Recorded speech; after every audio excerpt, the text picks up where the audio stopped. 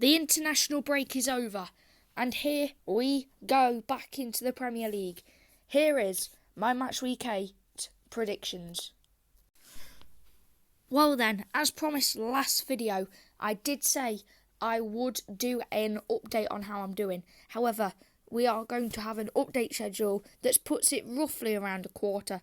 So Match Week 9 will be the first update, then Match Week 19, then Match Week 28, and then Match Week 38, where I will not update it on actual Match Week 38, but after the games have been played, I will post a short saying how I did for the year.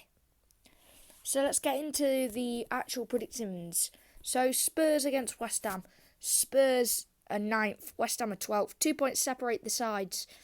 And this game on TNT Sports, no one can forget the Lanzini moment like 3 or 4 years ago. But it's not going to be as entertaining as that game. I'm actually going to go with a 1-0 victory to Spurs. No, actually, I'll go with 2-0 actually.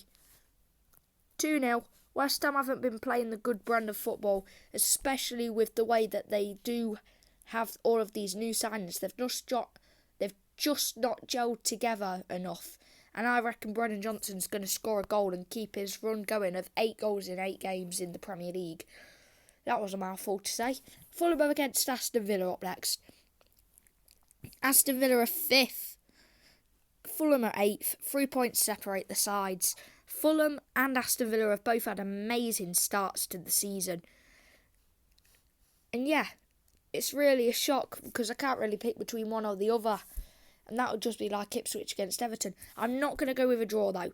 I think at the end of the day, it'll be a 3-1 victory to Aston Villa.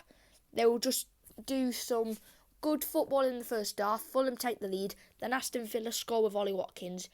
And then in the second half, it's going to be Ezri Konsa header from a corner. And then the third goal will be scored by we'll say John Duran. Ipswich against Everton. 17th against 16th. Right, I know where I'm going here. I'm going to go with a 2-1 victory to Ipswich. Liam Delap will score a goal. Telling you that. Manchester United against Brentford. Unfortunately, I predicted there would be a goal in the first minute last match day. They didn't do that. However, they did get 1 minute 18. I'm going to predict a goal for Brentford in the first 5 minutes. And they do win by 3 goals to 2. Yeah, we're having some high-scoring games so far, aren't we? And we're going to jump all the way from Manchester to Newcastle. Newcastle are 7th, Brighton are 6th, level on points. Winner goes above the other, stays above or goes above the other side. Here we go. I'm going to give a special mention to Brighton. Fabian Hürzeler, he has been an electric manager, one of the best managers to come into a new club at a young age, like Hürzeler's done. And at a young age, don't mean like Ange Postecoglou, who's like 50 and he went on one of the best Premier League runs. Fabian Hürzeler, hats off to you because you've done a really good job. So good of a job that I think you're going to scrape a 1-1 draw against a Newcastle side that will absolutely dominate and bombard your net. But Bart Verbruggen will make so many saves and it'll be a really good game if you've got Bart Verbruggen in your fantasy team. Southampton against Leicester up next. Right. Southampton are 19th. Leicester are 15th. Southampton only have a point. And that point was literally against Ipswich. And to be honest, Southampton played terrible in that game. Ipswich scored a late equaliser to take all 3 points away from them. And it's going to be a Leicester win. Well, no one can forget the 9-0 to Leicester in this fixture.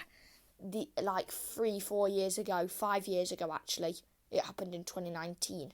However, I don't actually think Southampton will concede 9. They'll concede 2. And they won't score any. 2-0. Next up, the Saturday night football, where we travel to the south coast. For Bournemouth against Arsenal. Bournemouth 13th, Arsenal 3rd.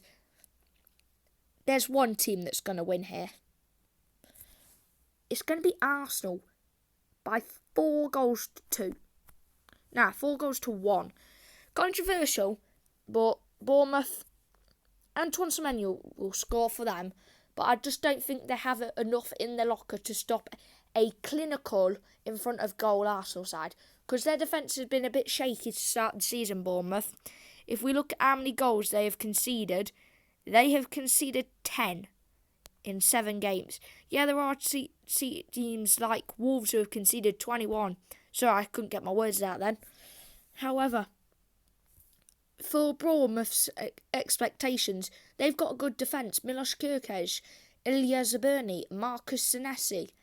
They're just leaking goals in. Yeah, that Newcastle goal shouldn't have counted. And if they did win against Newcastle, we would be saying that they were in 8th, 9th. However, Bournemouth, you're just going to have an off day.